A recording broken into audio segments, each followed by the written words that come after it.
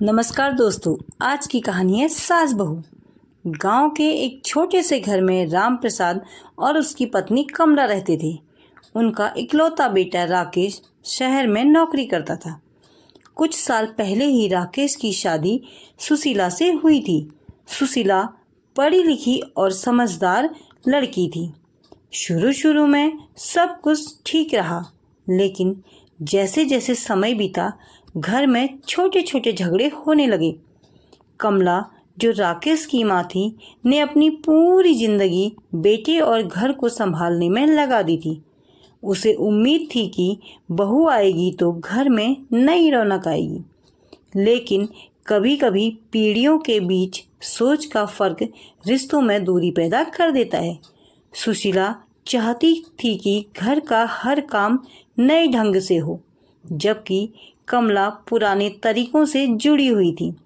इसी वजह से दोनों में अक्सर तकरार हो जाती। एक दिन बात इतनी बढ़ गई कि सुशीला ने राकेश से कहा, देखिए जी, आपकी माँ हर बात में टोकती है। मैं जैसे काम करना चाहती हूँ वैसे नहीं कर पाती। आप ही तय कीजिए, या तो मैं रहूँगी या फिर आपकी माँ। राकेश बीच में फंस गया। वह अपनी माँ को भी नहीं छोड़ना चाहता था और पत्नी को भी नहीं खोना चाहता था। वह चुपचाप सुनता रहा। माँ ने यह सब सुना तो उनका दिल टूट गया। उसने बेटे से कुछ नहीं कहा, लेकिन भीतर ही भीतर बहुत रोई। अगली सुबह कमला ने बेटे और बहू से कहा, बेटा, मैं सोच रही हूँ कि अब आश्रम चली जाऊँ। यहाँ रहकर अगर तुम दोनों को तकलीफ हो रही है तो मेरा रहना ठीक नहीं। यह सुनकर राकेश हैरान रह गया। उसने माँ के पैर पकड़ लिए, लेकिन सुशीला चुप रही। कमला अपना छोटा सा सामान बांधकर निकल पड़ी। कुछ दिन तक सब ठीक लगने लगा, लेकिन धीरे धीरे घर की रौनक खोने लगी। सुशीला को एहसास हुआ कि घर की असली जान तो उसकी सास ही थी।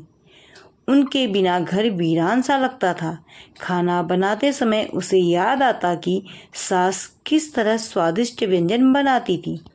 जब वह बीमार पड़ती थी तो सास उसके सिर पर हाथ रखकर दवा देती थी। एक दिन सुशीला बहुत बीमार पड़ गई।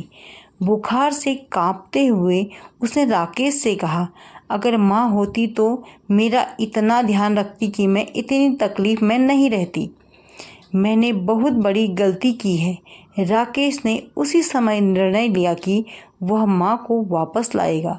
वह तुरंत आश्रम पहुँचा और माँ से कहा, माँ, घर चलिए। आपका घर आपके बिना सूना है। आपकी बहू ने भी अपनी गलती मान ली है। वह आपके बिना नहीं रह पा रही।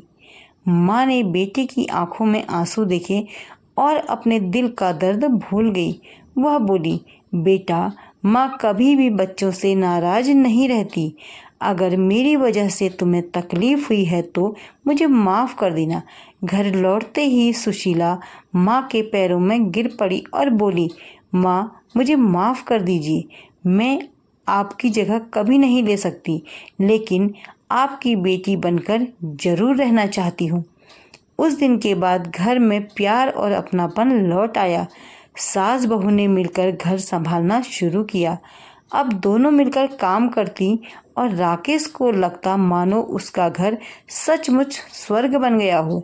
इस कहानी से हमें यही सीख मिलती है कि रिश्तों में प्यार और सम्मान सबसे बड़ी नींव है। पीढ़ियों का फर्क कभी दीवार नहीं बनना चाहिए, बल्कि पुल बनना चाहिए। सास अगर माँ का रूप है तो बहू बेटी का रूप है। जब दोनों एक दूसरे को अपनाते हैं तभी घर खुशहाल होता है। तो आपको मेरी कहानी कैसी लगी ज़रूर बताइए, और आप मेरी कहानी को किस शहर से देख रहे हैं वो भी लिखिए।